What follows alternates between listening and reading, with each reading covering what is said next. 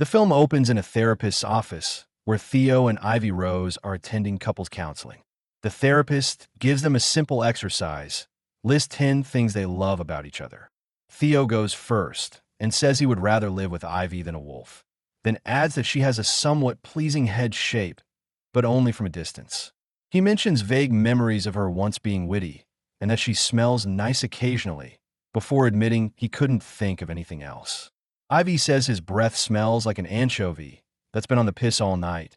His laugh sounds like a dying dog, and that he's a bad father, terrible lover, and a complete loser. She ends by summing him up in one word, calling him the C word. The therapist thinks they are hopeless as a couple, while Theo and Ivy laugh her off before leaving. Then a flashback shows the day Theo and Ivy first met. Theo, who is an architect, is at a restaurant in London celebrating a new building with his colleagues, but he's frustrated that parts of his design, like the garden balconies, were removed. He leaves the table and wanders into the kitchen, where he meets Ivy, who is working as a chef. After some flirtation, she lets him try the fish that she was preparing, which he says is delicious. Ivy mentions her plans to move her cooking aspirations to America, and Theo considers joining her. She tells him they haven't even slept together yet, but he says that they are minutes away from that. They then proceed to do it in the freezer. 10 years later, Theo and Ivy are married with 2 children, Hattie and Roy, now living in California. Theo is preparing for the opening of a maritime museum he designed. Though there are concerns about the large sail structure, he insisted on adding to the roof. Meanwhile, Ivy has been a stay-at-home mom, raising the kids in her own unconventional way, often letting them indulge in overly elaborate desserts. She prepares British icon treats for them, but the sugar overload quickly backfires when Hattie ends up vomiting. Theo sees this as irresponsible parenting, and the two start bickering.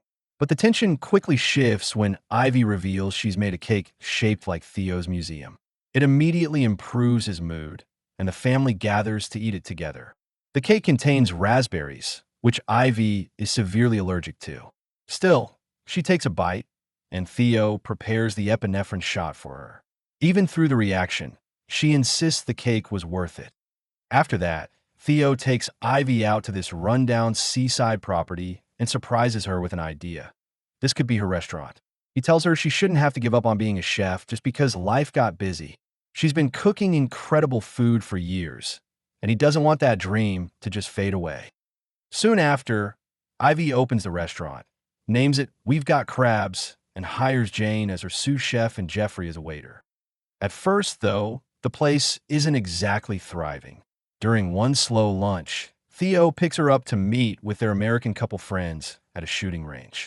After that, they all go back to Barry and Amy's home for dinner. But things get uncomfortable as another friend criticizes Theo's museum, calling it basic and half-assed. At that point, Ivy has had enough. She leaves the room and calls Theo, signaling that they need to get out of there.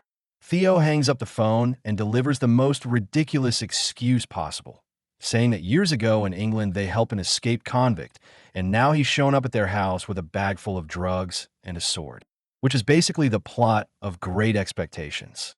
It barely makes sense, but it works. They use it as their exit and leave, laughing about how terrible the lie was. Later, Theo is having drinks with Barry across the street from the museum as a massive storm rolls in. At the same time, Ivy is at the restaurant when things suddenly get chaotic. People start flooding in to take shelter, and among them is a well-known food critic, which puts her under pressure. She calls Theo, and he tells her to stay calm and just cook like she normally does. Outside, the storm gets worse. The sail on the museum starts bending in the wind, but Theo keeps insisting it's fine. As people begin filming, he starts losing it, shouting at them to stop and trying to downplay what's happening. But moments later, the structure gives out. The sail collapses and brings down part of the building, destroying the roof of the museum. The next day, Theo is left humiliated after a video of the collapse goes viral. In the footage, he's seen shouting at people filming, flipping them off, and throwing things around. The clip spreads everywhere, turning into memes and reels, making him a public joke. At the same time, Ivy's restaurant has the complete opposite luck. The food critic gives it a glowing review, and suddenly the place is packed and booked for months. Theo takes the kids out to lunch at the restaurant, but on the way, he gets a call from his boss telling him he's been fired. He pulls over and has a massive breakdown in front of the kids before continuing on. When they arrive, he tells Ivy what happened. She's sympathetic but practical, suggesting that she can take over as the breadwinner for now while he stays home with the kids until he figures things out. Ivy's business quickly takes off, and she starts hiring more staff. Her success keeps growing, and she's eventually asked to be on the cover of New York Magazine. She jokes about whether it's going to be nude, but says she'll do it anyway. At home, Theo goes in the complete opposite direction. He becomes strict with the kids, cutting out sugar entirely, making them sign contracts, and pushing them into intense exercise routines. He even throws out their snacks, proudly announcing that Daddy's here. When Ivy comes home one night and offers them ice cream, the kids refuse, saying they signed a contract not to eat sugar. Ivy is pissed that Theo made them do that, and Theo suggests they should just have a 3-hour circular argument that leads nowhere. As Ivy's success grows, Theo becomes resentful. She's flying around, sipping champagne on jets, while he's stuck at home dealing with the kids' laundry and lice. When Ivy comes back from a trip, Theo is in a bad mood. She tries to make it up to him by bringing his favorite donuts, and he apologizes and admits he's jealous. But then Ivy's assistant texts her about the donuts, revealing they were actually for the restaurant. That immediately sets Theo off again. Later, they host a gathering at their house. By now, the kids are extremely disciplined and have even won medals, thanks to Theo's intense training. But their friends, especially Barry and Amy, can clearly see the growing resentment between them. Theo's frustration over Ivy's success and his own failure is obvious. After the party, Ivy and Theo talk about how, according to everyone, they hate each other. Theo admits that he feels a sporadic, dizzying hatred toward her. Ivy responds that sometimes she thinks that if Charles Manson and Theo both invited her to a picnic, she'd choose Charlie. Despite that, they both admit they miss each other and want to do something about it. So they decide to take a trip to New York City together, hoping it will reset things between them. On the flight while Ivy is asleep, Theo runs into one of their friends, who immediately brings up the museum collapse and even jokes about the viral video. Theo pretends to brush it off, but it gets under his skin and he starts drinking. By the time they land, he's completely drunk. When a flight attendant throws away a napkin he had been sketching on, he makes a scene. Ivy wakes up to the chaos and has to deal with him as they're escorted off the plane. Theo spends most of his time hung over at the hotel, while Ivy goes out on her own. She ends up drinking as well, enjoying the attention and the freedom of being around people who actually admire her work.